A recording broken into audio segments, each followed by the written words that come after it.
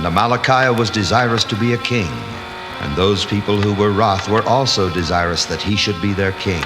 And they were the greater part of them, the lower judges of the land, and they were seeking for power. And they had been led by the flatteries of Amalickiah, that if they would support him and establish him to be their king, that he would make them rulers over the people. Thus they were led away by Amalickiah to dissensions, notwithstanding the preaching of Helaman and his brethren, yea, notwithstanding their exceeding great care over the church. For they were high priests over the church. And there were many in the church who believed in the flattering words of Amalickiah. Therefore they dissented even from the church.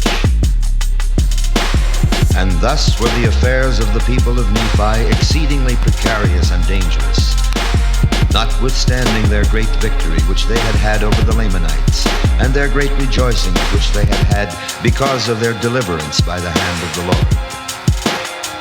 Thus we see how quick the children of men do forget the Lord their God, yea, how quick to do iniquity, and to be led away by the evil one.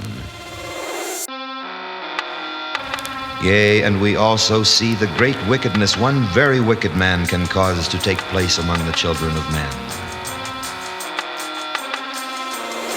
Yea, we see that Amalickiah, because he was a man of cunning device and a man of many flattering words, that he led away the hearts of many people to do wickedly, yea, and to seek to destroy the church of God, and to destroy the foundation of liberty which God had granted unto them, or which blessing God had sent upon the face of the land for the righteous sake.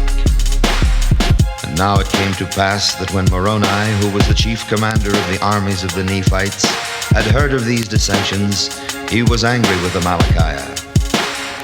And it came to pass that he rent his coat, and he took a piece thereof, and wrote upon it, In memory of our God, our religion, and freedom, and our peace, our wife, and our children. And he fastened it upon the end of a pole, and he fastened on his headplate, and his breastplate, and his shields, and girded on his armor about his loins. And he took the pole, which had on the end thereof his rent coat, and he called it the title of liberty. And he bowed himself to the earth, and he prayed mightily unto his God for the blessings of liberty to rest upon his brethren, so long as there should a band of Christians remain to possess the land. Behold, whosoever will maintain this title upon the land, let them come forth in the strength of the Lord, and enter into a covenant that they will maintain their rights and their religion, that the Lord God may bless them. And it came to pass that when Moroni had proclaimed these words, behold, the people came running together with their armor girded about their loins, rending their garments in token, or as a covenant, that they would not forsake the Lord their God.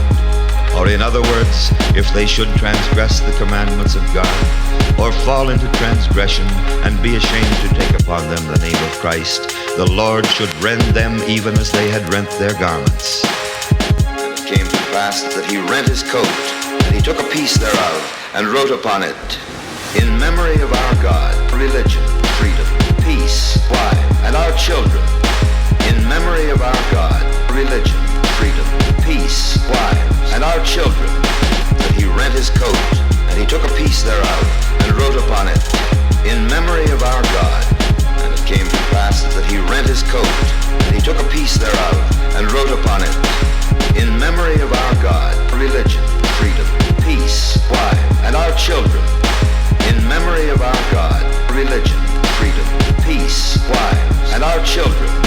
That he rent his coat, and he took a piece thereof, and wrote upon it, In memory of our God.